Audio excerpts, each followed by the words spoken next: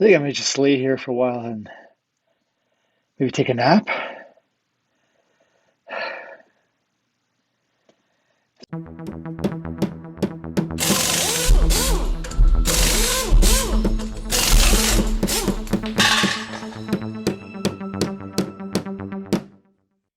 Hey, I want to welcome you back to the channel. If you've been here before, thanks for coming back. Really appreciate it.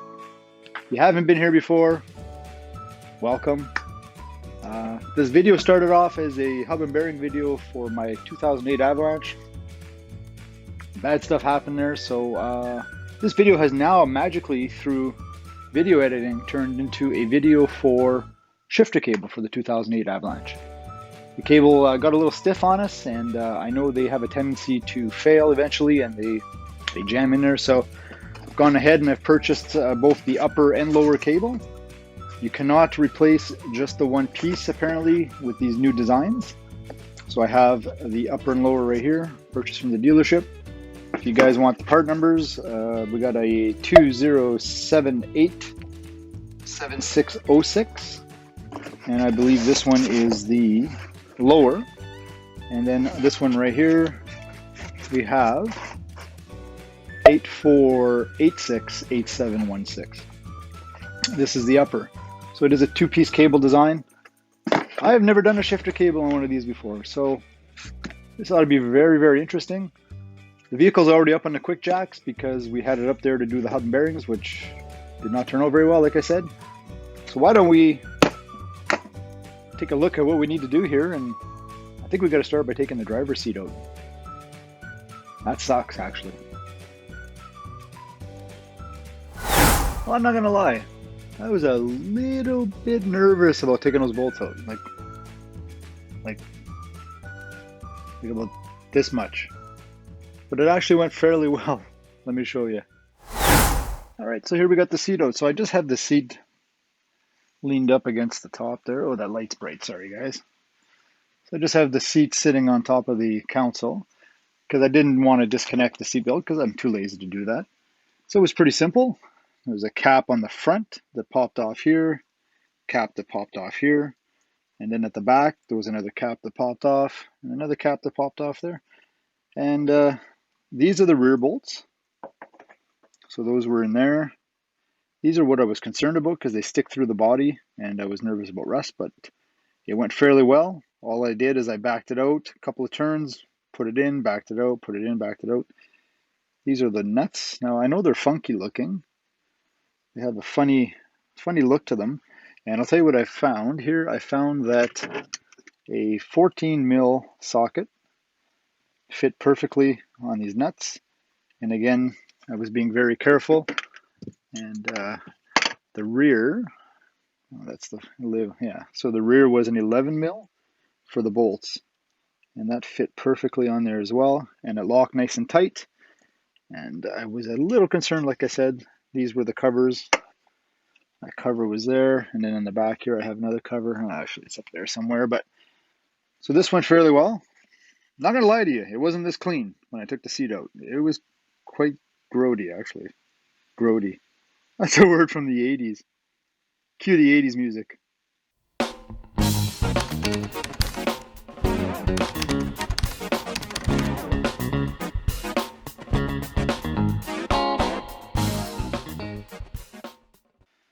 Now what we're going to do is we're going to have to pull the carpet back because the cable, ooh,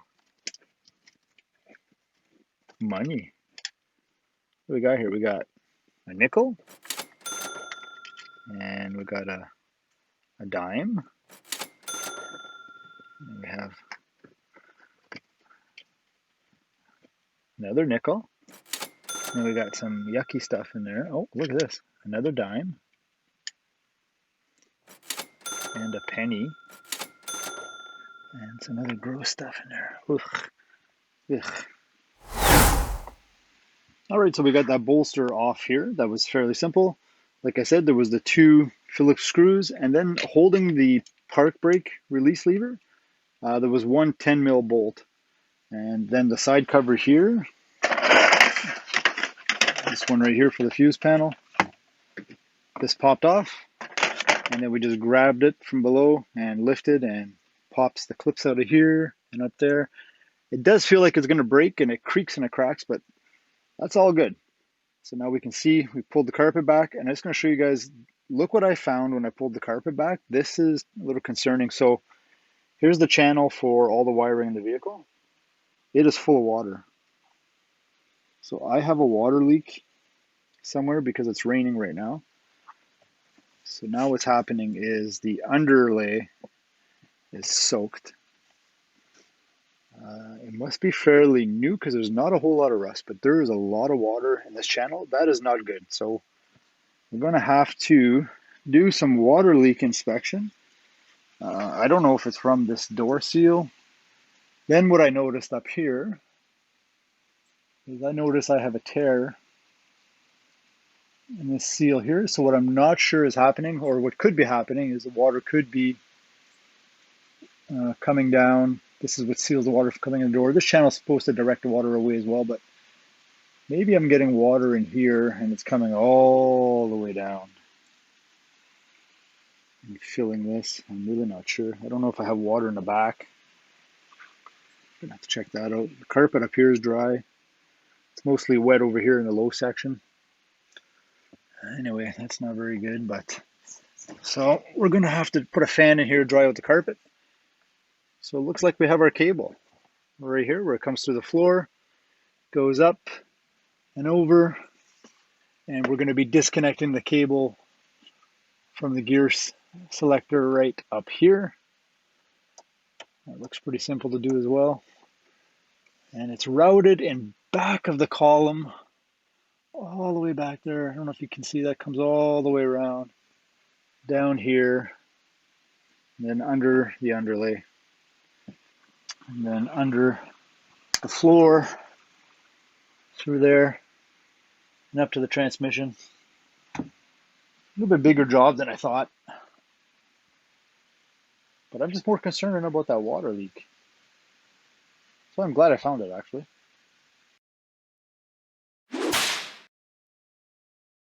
And there's one part of the cable. So this is the piece that came out of the truck. And I noticed it was a little easier to reconnect it or to disconnect it to get it apart. And all this rust is the reason for it being tight. This section is not too bad. I would imagine it is a little stiff. Well, it's actually quite stiff, to be honest. But definitely not as bad as I thought it would be. I was expecting a lot worse. I just really hope it was the cable. Please be the cable. All right, we'll see if I can give you guys an idea of what's going on. So here's the park pole. This piece comes out of the transmission. This is where the cable snaps into there, and to get that off, you just put a screwdriver in there, and I popped it off this way. And it's pretty rusty. So then the cable comes along here, comes over top of the Y pipe. Now this guy right here, you're going to notice that on the opposite side, on this side right here, there's a metal horseshoe spring, and that metal horseshoe spring needs to be pulled up this way, up towards the floor. It pops off, and then on the other side over here, I don't know if you can see, right over here, there's two little tabs you push down, and then this cable pulls out this way. And then the cable goes up over top of the transfer case. So I get back here, show you. Comes up over top of the transfer case, back here. Comes up and around, and then comes over top of the brake module here, the module for or the little motor for the ABS, and over top of the TCM right here. Goes over top, all the way around through the frame, and then drops down on the other side over here. Not sure if you can see that or not. So this sling on your back is the hardest part, just trying to get up here. And then, of course, trying not to touch this fuel line that I notice is about to come apart on it. This is pretty nasty. So I'm going to hit that with some undercoating oil just to see if I can give it a little bit of extra time. But yeah, that's what we're up against. You can see the cable up here right now. I got my hands on it right here. And it passes through another hole that's inside of the frame just above this section right here. So I got that all nice and secure. And now I'm going to go test the shifter just to make sure that it is in proper adjustment. Well, I know this isn't the most flattering position to be in, but I might just lay here for a while and take a nap. Yeah. Rust. Oh, don't lick your hands. Somebody pull me out.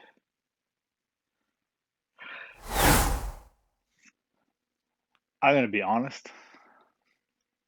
This job sucks laying on your back. It sucks so much that it's actually almost impossible to film anything while you're laying under there. All you would see would be my arms and moving around. And I could imagine maybe on a hoist, standing up, easy to route stuff, laying on your back, stuff falling in your face, filthy. Everything you touch is greasy, rusty. I got some wounds from tight places. But I think we got her done. For the most part, anyway. I'm just about to test it out and see if she does the old through the gears, but yeah, this really sucked. Let me show you. So I have every reason to believe this is going to go terribly wrong when I try this right now. Usually when something's that difficult to do and hard on the body, it usually doesn't turn out very well. So I'm going to, what did I do with the key? Keys are, I always lose keys, you know me. All right, so I don't have a seat in here, but we're going to try it here. Let's see. So I got to put my foot on the brake, of course.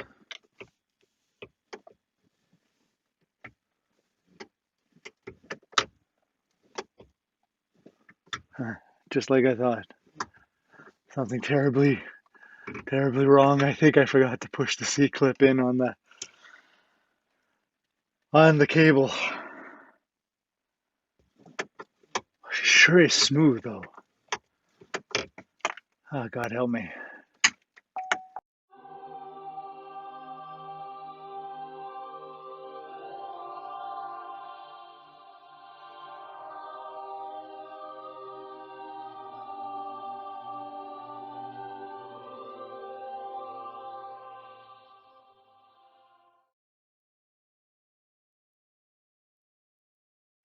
All right, so it's actually a couple of days later. So with the shifter cable, the problem I was having, if you saw that part of the video where I grabbed the lever and I thought underneath it was disconnected or whatever, it wasn't. It just kept popping off the transmission. So I got under there and I found out that the park pawl, or the lever, the pawl lever here for the range selector switch that's on the transmission, this is what the actual cable pushes onto. Like a little piece of plastic in the cable, and this little nub right here, that little thing right here was rotted off, just gone. So it's kind of smooth. There was like a little tiny ridge left, but not enough to hold the cable. So I'm hoping by putting this on, crawling back under there,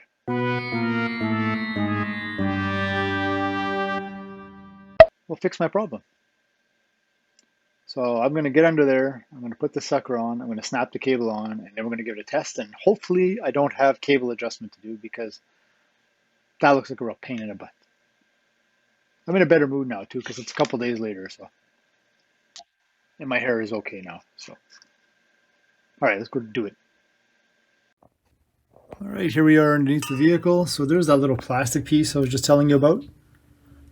That's what the cable presses into and locks into. So if you notice, if you look at this piece right here, there is no little nub left at the end of it, compared to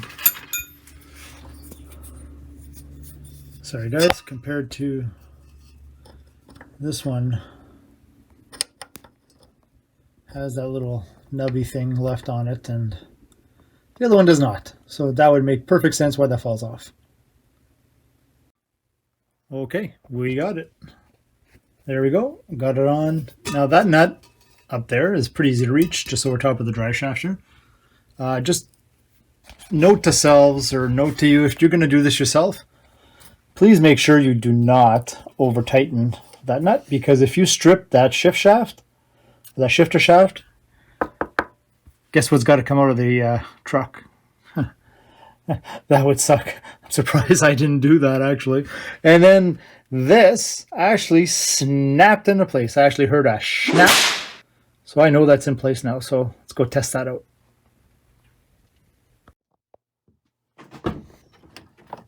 All right, so I've been drying the carpet for the past couple of days, trying to get all the water out of this channel. I still have to see if I can find that water leak. This stuff stays wet forever. So I think the carpet might have to come out to do a real good dry, but I had this, you've seen my inflatable Santa Claus video. These are the motors from an inflatable outdoor toy. And I just have my vacuum cleaner hose hooked up to it, stuck under there, and then this one blows out here, but that's not why we're here. We're here to see if that transmission cable will shift. So let me just climb in here. And,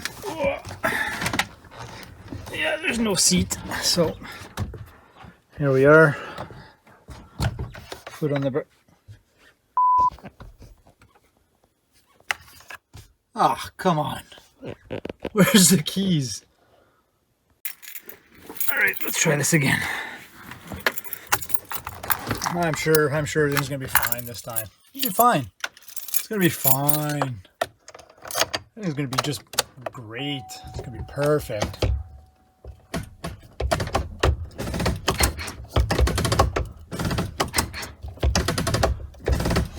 Oh, life is good. Oh.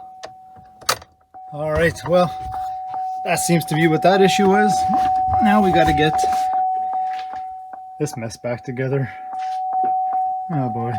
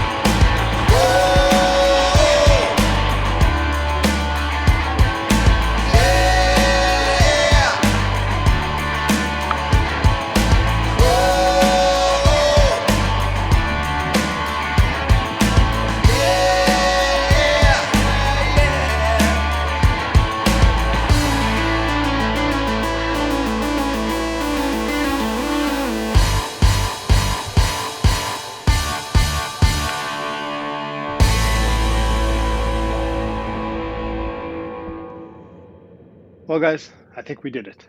We survived. We got the cable out. We got the park pawl changed, the little park lever thingamabobber. We got the seat back in, got everything back where it's supposed to go. All the wires under the seat are plugged back in. You'll notice I used some never sees on those bolts to put back in because they go through the floor and expose all that crap. And if I ever have to take them out again, let's hope not, but if I ever have to take them out again, then I'm going to be ready, if you know what I mean. So that's going to be a wrap for this video. This video took 3 days. This poor puppy's been on the jack stands for 3 days for a cable. That cable right there. You can see I got all the parts. And difficulty level out of 10, I'm going to say difficulty, probably a 7 or an 8. It sounds really easy, but that job really sucks, man. I mean, under the vehicle, up and out and up and out. And if you had a partner to help you, that'd be really, really good. But anyway, I want to thank you guys for stopping by. Update on the hub thingamabobber. I was doing a hub video when I jumped into this video because I had some issues. Well, you'll find out why, but I got the parts I need to remove the locking wheel nuts that I broke the key for. So that hub video is going to be coming up real soon. So if you're interested in seeing how I get around that little problem, go ahead, hit that like button, hit that subscribe button, hit that notification button. Make sure you don't miss out on it. And I want to thank you very much again. And remember, guys, that if I can do it, anybody can. We'll see you guys next time.